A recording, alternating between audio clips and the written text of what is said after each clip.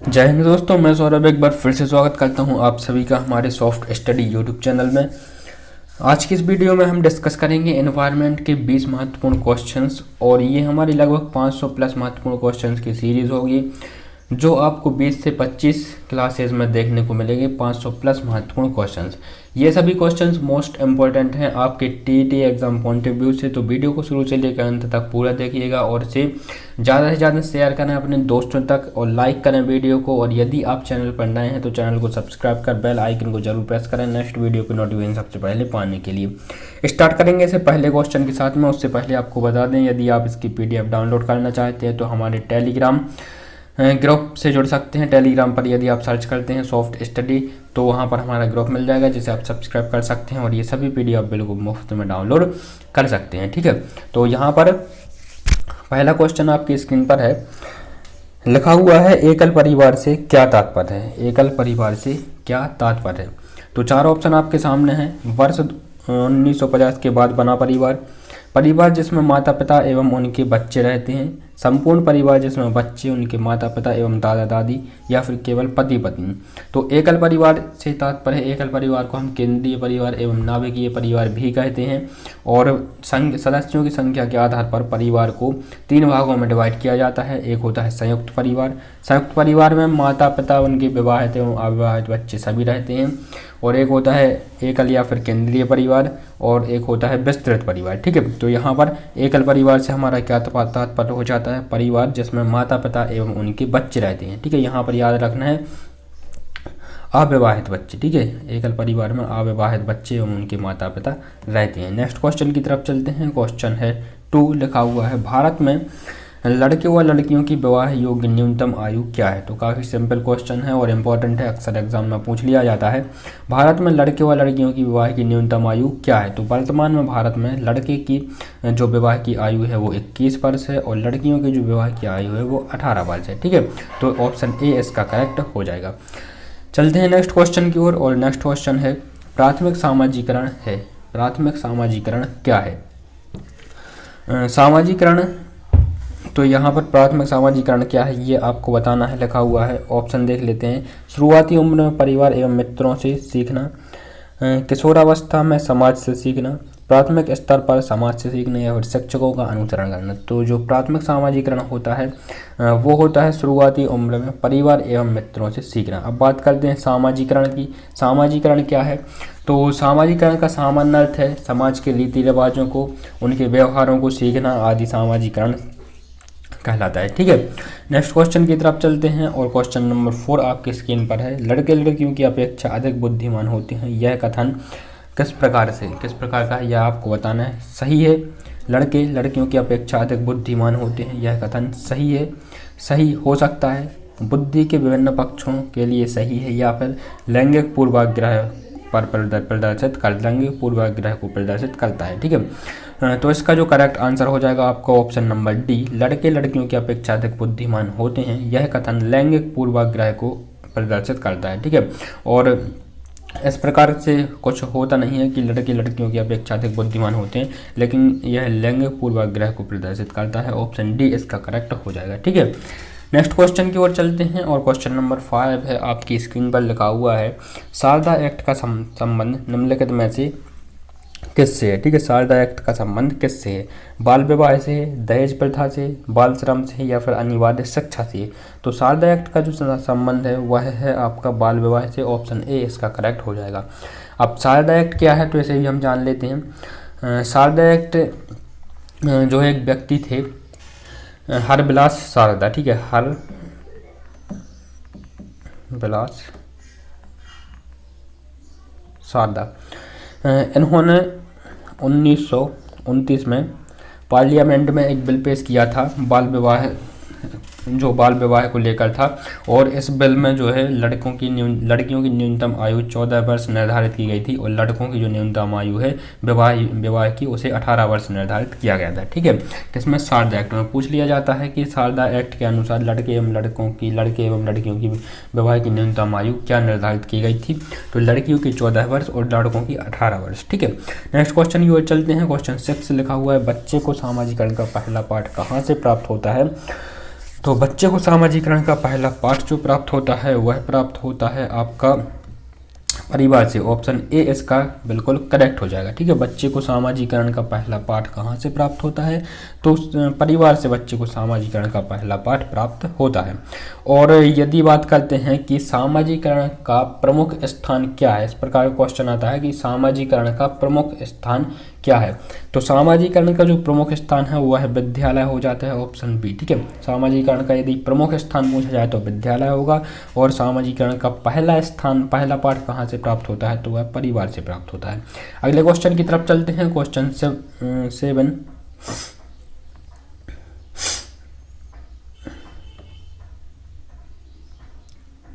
ठीक है, तो अगला क्वेश्चन है क्वेश्चन 7। सामाजिक बुराइयों का उदाहरण है, सामाजिक बुराइयों का उदाहरण है बाल विवाह, दहेज प्रथा, बाल श्रम या फिर ये सभी। ठीक है, तो सामाजिक बुराइयां हैं ये सभी। बाल विवाह भी सामाजिक बुराई है, दहेज प्रथा भी सामाजिक बुराई है, बाल श्रम भी सामाजिक बुराई है। अर्थात ऑप्शन डी इसका बिल्कुल करेक्ट हो जाएगा। सामाजिक बुराइयों के उदाहरण हैं तो बाल विवाह, दहेज प्रथा एवं बाल श्रम तीनों ही सामाजिक बुराइयों के उदाहरण हैं। ठीक है, अगला क्वेश्चन है हमारा कि निम्नलिखित में से कौन सी विशेषता परिवार की नहीं है, यह आपको बताना है। तो 4 ऑप्शन आपके सामने हैं और इनमें से कौन सी विशेषता है जो कि परिवार की नहीं है। तो यहाँ पर ऑप्शन को देख लेते हैं। ऑप्शन ए है कम से कम 2 भिन्न लिंग वाले वयस्क एक साथ रहते हैं, प्रत्येक सदस्य की आय भिन्न जमा की जाती है, वे समान आवास, भोजन और समान सामाजिक क्रियाओं का उपयोग करते हों, या फिर सुरक्षा एवं बच्चों का साझा उत्तरदायित्व उन सदस्यों के ऊपर रहता हो। तो इसके आंसर की बात कर लेते हैं हम। तो ऑप्शन ए है कम से कम 2 भिन्न लिंग वाले वयस्क साथ रहते हैं, तो बिल्कुल यह विशेषता परिवार की है। प्रत्येक सदस्य की आय भिन्न जमा की जाती है। ऑप्शन बी, यहाँ पर प्रत्येक सदस्य की आय भिन्न जमा नहीं की जाती है। यदि कोई संयुक्त परिवार है और सभी सदस्य एक साथ रहते हैं तो उनकी आय जो है वह संयुक्त ही जमा की जाएगी, वह भिन्न भिन्न जमा नहीं की जाएगी। ऑप्शन बी यहाँ पर करेक्ट हो जाएगा, यह विशेषता परिवार की नहीं है। ठीक है, वे समान आवास, भोजन, समान सामाजिक क्रियाओं का उपयोग करते हैं। ठीक है, ये भी इसकी परिवार की विशेषता है। और सुरक्षा एवं बच्चों का साझा उत्तरदायित्व भी सदस्यों के ऊपर रहता है, तो ये भी परिवार की विशेषता हो जाती है। चलते हैं अगले क्वेश्चन की तरफ और अगला है हमारा क्वेश्चन नंबर 10। कितने प्रकार के परिवार होते हैं? परिवार कितने प्रकार के होते हैं ये आपको बताना है। तो वैसे तो परिवार कई प्रकार के होते हैं, सदस्यों की संख्या के आधार पर परिवार, ठीक है, अधिकार के आधार पर परिवार, निवास के आधार पर परिवार, वंश नाम के आधार पर परिवार आदि कई प्रकार के परिवार होते हैं। लेकिन यहाँ पर आपको बताना है परिवार 2 प्रकार के होते हैं। ठीक है, कौन कौन सा? मात्र सत्तात्मक, सत्ता के आधार पर यहाँ पर बात हो रही है। सत्ता के आधार पर कितने प्रकार के परिवार होते हैं? 2 प्रकार के होते हैं, मात्र सत्तात्मक परिवार और पितृसत्तात्मक परिवार। ठीक है, यदि परिवार के सदस्यों की संख्या के आधार पर पूछा जाए तो यहाँ पर 3 प्रकार के होते हैं, एकल परिवार, संयुक्त परिवार और विस्तृत परिवार। ठीक है, इस प्रकार से परिवार यहाँ पर आपको याद रखने हैं। नेक्स्ट क्वेश्चन की तरफ चलते हैं। Question number 11। किसी परिवार को दर्शाया जाता है तो पारिवारिक वृक्ष से, पारिवारिक सदस्यों से, पारिवारिक पाई चार्ट से या फिर किसी से भी नहीं। तो किसी परिवार को दर्शाया जाता है पारिवारिक वृक्ष से। ऑप्शन जो है ए इसका करेक्ट हो जाएगा। ठीक है, अगला है क्वेश्चन 12। लिखा हुआ है यदि एक्स बाय के पुत्र का भाई, यदि एक्स जो है बाय के पुत्र का भाई है तो एक्स बाय से क्या संबंध है? ठीक है, बाय के पुत्र का भाई है, तो यहाँ पर हम मान लेते हैं जो बाय है वो आप खुद हैं या फिर मैं हूँ। ठीक है, तो मेरे पुत्र के पुत्र का भाई कौन हुआ? तो मेरे पुत्र के पुत्र का भाई कौन हुआ? मेरा नाती हुआ, नाती या फिर पोता। यहाँ पर बी ऑप्शन इसका करेक्ट हो जाएगा, मतलब एक्स कौन हुआ? तो मेरा यहाँ पर नाती हुआ। इस प्रकार से आपको ये क्वेश्चन सॉल्व करने हैं। ठीक है, 2 में से आप किसी को भी मान लें कि ये आप हैं और फिर आपसे इसका क्या रास्ता हो सकता है। इस प्रकार से यह जो आंसर होते हैं वो आसान हो जाते हैं। ठीक है,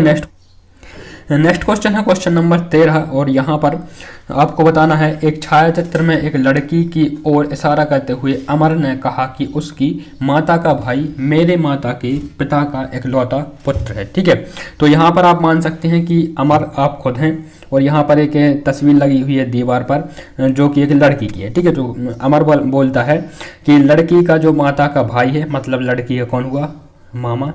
ठीक है, उसकी अमर की माता के पिता का इकलौता पुत्र है, मतलब अमर की माता का पिता मतलब उसका नाना, और नाना का इकलौता पुत्र कौन हुआ, उसका मामा। तो उसका क्या रिश्ता हुआ इस लड़की से, अमर का क्या रिश्ता हुआ, तो कौन हुई, इसकी बहन हुई। ठीक है, इसका मामा और इसका मामा, दोनों का मामा एक ही, तो उसकी बहन हुई वो लड़की। ठीक है, तो ऑप्शन बी इसका करेक्ट हो जाएगा। नेक्स्ट क्वेश्चन है क्वेश्चन 14 लिखा हुआ है, ए और बी भाई हैं, सी और डी बहन है, ए का बेटा डी का भाई है, बताएं कि बी का सी से क्या संबंध है। तो यहाँ पर ए है, ए और बी दोनों भाई हैं, सी और डी दोनों बहन हैं, मतलब यह बात हो रही है कि ए का बेटा है डी का भाई है, मतलब ए का बेटा है जे, यहाँ से क्लियर हो जाता है सी और डी दोनों पुत्रियाँ हैं ए की। ठीक है, तो बी ए का भाई है, तो कौन हुआ, सी और डी का चाचा। ठीक है, ऑप्शन डी इसका करेक्ट हो जाएगा, ऑप्शन डी। ठीक है, इसका करेक्ट होगा। नेक्स्ट क्वेश्चन की तरफ चलते हैं। क्वेश्चन 15 लिखा हुआ है, ग्रामीण क्षेत्रों में गाय के गोबर से झोपड़ी की दीवारों और फर्श को लीपा जाता है, उन्हें लीपा जाता है, तो इसका क्या कारण। ठीक है, ऑप्शन है चिकना और साफ बनाने के लिए, खुरदरा बनाकर घर्षण बढ़ाने के लिए, फर्श को प्राकृतिक रंग देने के लिए, या फिर कीटों को दूर रखने के लिए। ठीक है, तो इसका जो करेक्ट आंसर हो जाता है ऑप्शन डी। ठीक है, कीटों को दूर रखने के लिए ग्रामीण क्षेत्रों में गाय के गोबर से झोपड़ी की दीवारों एवं फर्श को लीपा जाता है ताकि कीड़े मकोड़े जो होते हैं ग्रामीण क्षेत्रों में वह झोपड़ियों से दूर रहें या फिर उनका अंदर प्रवेश ना हो सके। ठीक है, नेक्स्ट क्वेश्चन है क्वेश्चन 16। यहाँ पर आपको पहचानना है कि जिसके बारे में बात हो रही है वह मकान किस राज्य में यहाँ पर मुख्यतः पाए जाते हैं। ठीक है, तो लिखा हुआ है, ग्रामीण क्षेत्र के मकानों के ढांचे वहाँ की जलवायु मौसम की स्थिति से संबंधित होते हैं। एक गांव के मकानों के समान मतलब एक गांव के मकानों की पहचान नीचे दी गई है, जो आपको पहचान के बताना है कि किस राज्य में ऐसे मकान पाए जाते हैं।